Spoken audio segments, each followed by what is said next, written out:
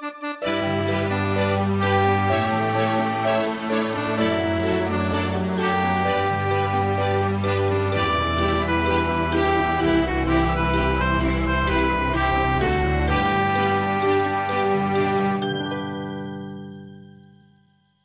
bus stopped in front of Tabitha and the doors opened. "Excuse me," Tabitha began, "but you go down Chatham Street, don't you?" "You bet," answered the driver, a smiley, tall man with white hair. Tabitha then remembered she didn't have her bus pass or any money for bus fare at all. She hoped the driver would still give her a ride. She clasped her hands together, almost like she was praying, and braced herself for disappointment. "Now, I do have a bus pass, but it's not with me right now. I went for a walk and got lost, and I have to get back home. Is that okay?" The driver rubbed his chin, squinted his eyes, and stared at Tabitha for a moment. "Well, I don't know," he said with a twinkle in his eye. "They don't like me letting people on the bus when they haven't paid." "Oh, okay, I understand." Tabitha thought the driver meant what he had said, and she could feel tears coming, but she managed to hold them back. She turned and was about to step off the bus when the driver tapped her on the shoulder. "But in this case, I'm willing to make an exception." And when Tabitha turned around, he gave her a big smile. She was so glad he was just joking, because she really didn't want to have to go into a stranger's house. She took a seat and kept her eye on the street so she would know where to get off. Relieved to see her familiar oak tree and swing set in the yard, Tabitha flew off the bus and dashed into the house, hoping no one would see her. But as she started up the steps to her room, her sister Caitlin came out of the kitchen with a piece of licorice sticking out of her mouth and screamed, "Tabby, you're back!" Caitlin skipped over to Tabitha to give her a hug, but Tabitha put a finger to her lips. "Shh, don't let Mommy and Daddy know I'm here. I just have to get something from my room, and then I'm leaving again for a while." Tabitha and Caitlin's mother came out of the kitchen holding a cup of coffee. The cup shook a little when she saw her daughter, but she didn't want to let on that she had been worried. "Ah, you're back," she said calmly. "Did you have a nice walk?" "Can't talk about it now," replied Tabitha as she ran up the stairs. "I have to get something from my room and go back." "Go back where? It's going to be dark soon." "Mom, I can't take the time to explain. The Grenagats will kidnap me if I'm not back in their village soon." Tabitha opened her drawer to the little table by her bed and took out the recorder and an extra set of batteries. "Grenagats? Kidnapping?" her mother asked, following her into the room. "What are you talking about?" Tabitha started back down the stairs with her mother close behind.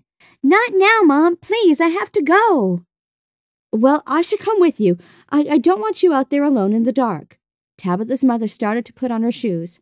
Tabitha looked down at her mother's feet, which were a surprisingly large size 11, considering she was rather petite, and shook her head. "No, you can't. Your feet are too big. You could wipe out an entire family with one step." And with that, Tabitha shot out the door. Her mother stood in the doorway, trying not to cry, though her chin did quiver a little. She was very sensitive about the size of her feet and didn't like the idea that they should cause harm to someone, let alone an entire family of someone's, whoever they were. Then it occurred to her that Tabitha must just be joking. She was probably over at her friend Nadia's house playing a game where they were creating an imaginary world full of fun and adventure. What imaginations these children have, she thought, and laughed to herself. The light was beginning to fade as Tabitha rushed through the woods, and the trees were casting eerie shadows on the ground. She was afraid to think of how dark it would be on the journey home, but she hadn't had time to find a flashlight to guide her way. When she finally arrived back at the clearing, the whole village of Grenosha was waiting there for her. "Well, it's about time," Mardicus hissed, his hands on his hips. "What took you so long?" "I'm sorry, everyone. I got lost on my way back to the house. Then my mother saw me going up the stairs to my room and tried to stop me from leaving, but I got the voice recorder." She held up the recorder in her hand. The villagers marveled at the sight and wondered how it worked. "Is your singing on it?" asked Bornadin. "Not yet," replied Tabitha, "but I'll do it right now." She hit the record button and sang Happy Birthday 3 times into the recorder because it was a rather short song. The villagers commented favorably as she continued. "Oh, she has a lovely voice. I wish I could sing like that. It truly is magical, isn't it?" Tabitha was very pleased. When she was done, Tabitha brought the recorder down to Mardicus and started to explain what they had to do. "Now see, You press this button here to rewind to the beginning. She pointed out the reverse arrow. Mardicus had to press hard with his whole body to push the button in. The machine whirled and then stopped with a click, which scared some of the villagers a little. Then you press the play button here with the big triangle to make it start. Mardicus pressed the button, and the villagers oohed and awed. As Happy Birthday played, they would look at the recorder, then at Tabitha, then back at the recorder, amazed that they were hearing Tabitha's voice when her mouth was closed. "Gosh and golly, this is wonderful!" Ornodin exclaimed, slapping his leg with his hand. "You have saved us!"